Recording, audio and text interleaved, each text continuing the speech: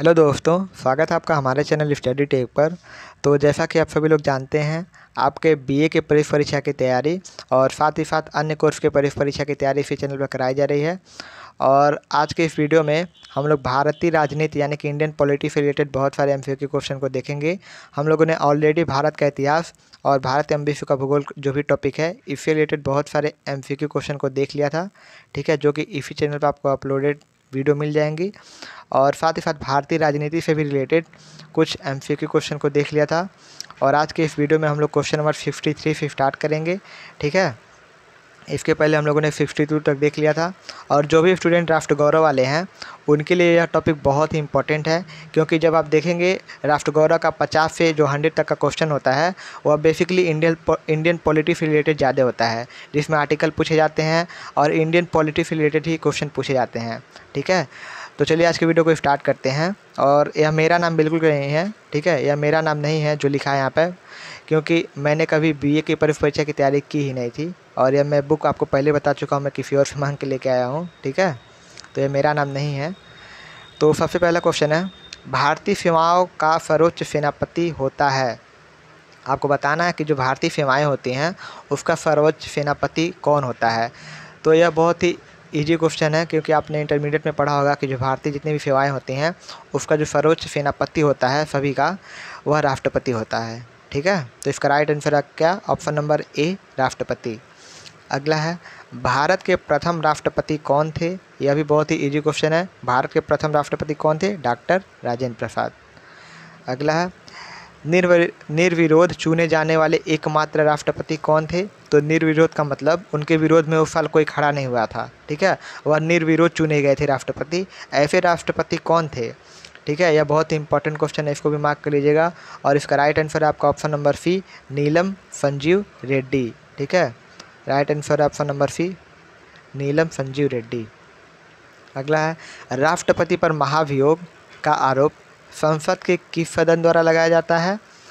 तो इसका right answer है आपका ऑप्शन नंबर सी, संसद के किसी भी सदन द्वारा, ठीक है। अगर राष्ट्रपति पर महाभियोग लगाना हो तो संसद के किसी भी सदन द्वारा लगाया जा सकता है, ठीक है। अगला है, कोई व्यक्ति राष्ट्रपति पद के लिए अधिकतम कितनी बार निर्वाचित हो सकता है? मान लीजिए किसी भी व्यक्ति को राष्ट्रपति बनना है तो वह अधिकतम कितनी बार निर्वाचित हो सकता है। तो इसकी कोई सीमा नहीं होती है, वह कितनी बार भी निर्वाचित हो सकता है, ठीक है।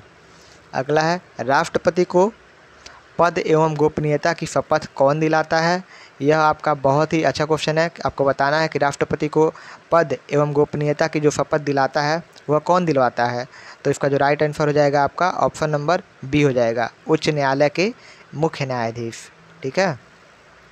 अगला है, उपराष्ट्रपति के निर्वाचक मंडल में शामिल होते हैं, यानी कि उपराष्ट्रपति के निर्वाचक मंडल में कौन से सदस्य शामिल होते हैं? तो इसका राइट आंसर आपका ऑप्शन नंबर डी, राज्यसभा एवं लोकसभा के सदस्य, ठीक है। अगला है, भारत के उपराष्ट्रपति को पद से कौन हटा सकता है? यानी कि अगर आपको भारत के अगर उपराष्ट्रपति को उनके पद से हटाना है तो ऐसा कौन कर सकता है, कौन उनको हटा सकता है? तो इसका right answer option number C, Lok Sabha की सम्मति से राज्यसभा के सदस्य, ठीक है। यानी कि हटा तो उनको राज्यसभा वाले सकते हैं लेकिन लोकसभा की सम्मति से, ठीक है, मिलजुल कर। अगला है, इनकी सलाह से, ठीक है। अगला है, राज्यसभा की बैठकों का सभापतित्व कौन करता है? तो इसका राइट आंसर है आपका ऑप्शन नंबर बी, उपराष्ट्रपति, ठीक है। राज्यसभा की जो बैठकें होती हैं उसका सभापतित्व कौन करता है? तो उपराष्ट्रपति जी करते हैं, ठीक है। एक सेकेंड, वीडियो को रोकना पड़ेगा, कहाँ गए? हाँ, ठीक है। अगला है, किस एकमात्र उपराष्ट्रपति की मृत्यु पद पर आसीन रहते हुए हुई? यानी कि आपको बताना है कि ऐसा कौन सा उपराष्ट्रपति था जिसकी मृत्यु जो थी वह पद पर आसीन रहते ही हो गई थी, यानी कि पद पर कार्य करते ही हो गई थी, करते समय ही हो गई थी। तो इसका राइट आंसर है आपका ऑप्शन नंबर ए, कृष्णकांत, ठीक है। यह भी बहुत ही इंपॉर्टेंट क्वेश्चन है, इसको भी मार्क कर लीजिएगा।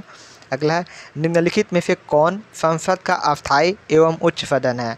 आपको बताना है कि संसद का अस्थायी एवं उच्च सदन कौन है। तो आपके ऑप्शन हैं लोकसभा, राज्यसभा, ए और बी दोनों, या फिर उपयुक्त में से कोई नहीं। तो आपका राइट आंसर है ऑप्शन नंबर बी, राज्यसभा, ठीक है। अगला क्वेश्चन देखते हैं, क्वेश्चन नंबर 74।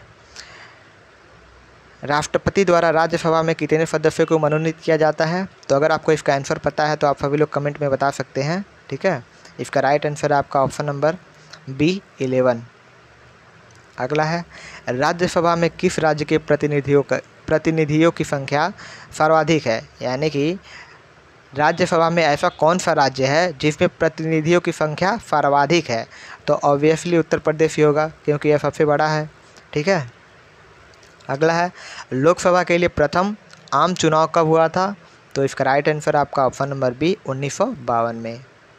अगला है, निम्नलिखित में से किसे लोकसभा की कार्यवाहियों में भाग लेने का अधिकार तो है, परंतु मत देने का अधिकार बिल्कुल नहीं है, ठीक है।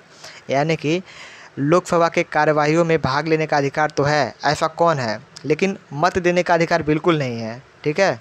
तो इसका राइट आंसर हो जाएगा आपका ऑप्शन नंबर ए महान्यायवादी, ठीक है, महान्यायवादी। अगला है, सरकार के विरुद्ध अविश्वास प्रस्ताव संसद के किस सदन में लगाया जाता है? सरकार के विरुद्ध अविश्वास प्रस्ताव संसद के किस सदन में लाया जाता है? तो इसका जो राइट आंसर है आपका ऑप्शन नंबर सी किसी भी सदन में, ठीक है। अगला है, लोकसभा का विघटन कौन कर सकता है? यह भी बहुत इंपॉर्टेंट है, आपको बताना है कि लोकसभा का विघटन कौन कर सकता है। तो इसका जो राइट आंसर हो जाएगा आपका ऑप्शन नंबर ए राष्ट्रपति कर सकता है, ठीक है। अगला क्वेश्चन है, लोकसभा का नेता कौन होता है? आपको बताना है कि लोकसभा का जो नेता होता है कौन होता है। विपक्ष का नेता होता है, प्रधानमंत्री होते हैं, लोकसभा अध्यक्ष होते हैं, या फिर गृह मंत्री होते हैं। तो इसका राइट आंसर आपका ऑप्शन नंबर बी प्रधानमंत्री होते हैं, ठीक है। अगला है, भारत के नियंत्रक एवं महालेखा परीक्षक की नियुक्ति कौन करता है? तो इसका जो राइट आंसर हो जाएगा आपका ऑप्शन नंबर सी राष्ट्रपति, ठीक है। अगला है, राज्य की कार्यपालिका का प्रमुख कौन होता है? आपको बताना है, बहुत ईजी है, आप देख के ही ऑप्शन बता सकते हैं। राज्य की कार्यपालिका का प्रमुख कौन होता है? राज्यपाल, मुख्यमंत्री, विधानसभा अध्यक्ष या फिर राष्ट्रपति, ठीक है। तो राज्यपाल ही होंगे, ठीक है। राज्य की कार्यपालिका का मुख्य प्रमुख कौन होगा? राज्यपाल होंगे, ठीक है। अगला है, राज्यों में राज्यपाल की नियुक्ति कौन करता है? अब यह भी बहुत इंपॉर्टेंट है, राज्यपाल की नियुक्ति कौन करता है, ठीक है। तो इसका राइट आंसर है आपका ऑप्शन नंबर बी राष्ट्रपति। राष्ट्रपति करते हैं राज्यों में, हर राज्यों में राज्यपाल की नियुक्ति। राज्यपाल पद पर बना रहता है, यानी कि राज्यपाल पद पर कितने साल के लिए बना रहता है? 5 वर्षों के लिए, संसद द्वारा निश्चित समय के लिए, राष्ट्रपति के प्रसाद पर्यंत तक, या फिर सभी, ठीक है। यानी कि राज्यपाल पद पर अगर किसी को बनना है तो कितने समय तक बन सकता है? तो इसका राइट आंसर आपका ऑप्शन नंबर सी राष्ट्रपति के प्रसाद पर्यंत तक, ठीक है। अगला है क्वेश्चन नंबर 85, राज्यपाल विधानसभा में आंग्ल भारतीय समुदाय के कितने सदस्यों को नियुक्त कर सकता है? तो इसका राइट आंसर है आपका ऑप्शन नंबर डी 1, ठीक है। अगला है, संघ राज्य क्षेत्रों का प्रशासन कौन चलाता है? यह भी बहुत इंपॉर्टेंट है। तो इसका राइट आंसर है आपका ऑप्शन नंबर बी राष्ट्रपति द्वारा नियुक्त प्रशासक, ठीक है। राज्य का राज्यपाल किसके प्रति उत्तरदायी होता है? तो इसका राइट आंसर हो जाएगा आपका ऑप्शन नंबर डी राष्ट्रपति के प्रति उत्तरदायी होता है। किस राज्य में विधानसभा सदस्यों की संख्या सर्वाधिक है? ठीक है, आपको बताना है कि किस राज्य में विधानसभा सदस्यों की संख्या सर्वाधिक है। फिर से वही उत्तर प्रदेश ही होगा, ठीक है, क्योंकि यह सबसे बड़ा है, राज्य भी है, ठीक है। अगला है, विधानसभा एवं विधान परिषद के वर्ष में कम से कम कितने अधिवेशन होने अनिवार्य हैं? ठीक है, यानी कि विधानसभा एवं विधान परिषद के वर्ष में कम से कम कितने अधिवेशन हो सकते हैं? ठीक है, हो नहीं सकते हैं, कितने अधिवेशन होने अनिवार्य हैं, ठीक है, यानी कि उससे कम नहीं हो सकते हैं, ठीक है। तो उसका राइट आंसर हो जाएगा आपका ऑप्शन नंबर बी 2 अधिवेशन अनिवार्य हैं, इतने करने ही करने हैं, ठीक है। विधान परिषद के बारे में निम्न में से कौन सा कथन असत्य है, यानी कि कौन सा इसमें से फाल्स है? तो इसका राइट आंसर हो जाएगा आपका ऑप्शन नंबर डी उपयुक्त में से कोई नहीं, ठीक है। आप इसको पढ़ लीजिएगा, इसमें से कोई भी असत्य नहीं है, यह सभी सत्य हैं, ठीक है। विधान परिषद में इसकी न्यूनतम सदस्य संख्या कितनी होती है? 40 होती है, ठीक है। विधान परिषद का सदस्य बनने के लिए न्यूनतम आयु कितनी होती है? 30 वर्ष होती है, सभी सही हैं, ठीक है, मैच कर लीजिएगा। अगला है 91, संविधान के अनुच्छेद 370 के द्वारा किस राज्य को विशेष राज्य का दर्जा प्राप्त है। अब देखिए अनुच्छेद 370 से क्वेश्चन आ सकते हैं, ठीक है। तो इसका राइट आंसर आपका ऑप्शन नंबर, एक सेकेंड,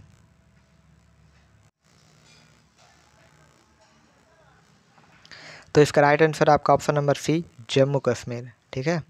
अनुच्छेद 370 के अंतर्गत किस राज्य को विशेष राज्य का दर्जा प्राप्त है, जम्मू कश्मीर, ठीक है। अब आप लोग कमेंट में बताइए कि अभी भी उसको विशेष राज्य का दर्जा प्राप्त है या फिर नहीं है, ठीक है। अब आप लोग कमेंट में बताइए क्वेश्चन कि अभी भी जम्मू कश्मीर को अनुच्छेद 370 के अनुसार राज्य का विशेष दर्जा प्राप्त है या फिर नहीं है। अगला है, वर्तमान में भारत के कितने राज्यों को विधान परिषद कार्यरत है। वर्तमान में भारत में कितने राज्यों में विधान परिषद कार्यरत है। तो इसका राइट आंसर है आपका ऑप्शन नंबर डी, 7। अगला है, राष्ट्रीय विकास परिषद की बैठक में राज्य का प्रतिनिधित्व कौन करता है। तो इसका राइट आंसर आपका ऑप्शन नंबर ए, मुख्यमंत्री करता है। राज्य का प्रथम विधि अधिकारी कौन होता है, बहुत इंपॉर्टेंट क्वेश्चन है, इसको मार्क कर लीजिएगा। राज्य का जो प्रथम विधि अधिकारी होता है वह कौन होता है, ठीक है। इसका राइट आंसर आपका ऑप्शन नंबर सी, महाधिवक्ता। अगला है, भारत के सर्वोच्च न्यायालय में न्यायाधीशों की कुल संख्या कितनी है। तो इसका राइट आंसर आपका ऑप्शन नंबर सी, 31 है, ठीक है। भारत में सर्वोच्च न्यायालय में न्यायाधीशों की संख्या कितनी है, तो 31 है। तो आज की इस वीडियो में बस इतना ही रहने देते हैं, और अगले वाली वीडियो में देखेंगे क्वेश्चन नंबर 96 से, ठीक है। तो अगर आपने अभी तक वीडियो को लाइक नहीं किया तो लाइक कर दीजिए, और यदि आप इस चैनल पर नए हैं तो सब्सक्राइब कर लीजिए। तो आज की इस वीडियो में बस इतना ही, मिलते हैं हम फिर अगली वीडियो में। Thank you so much.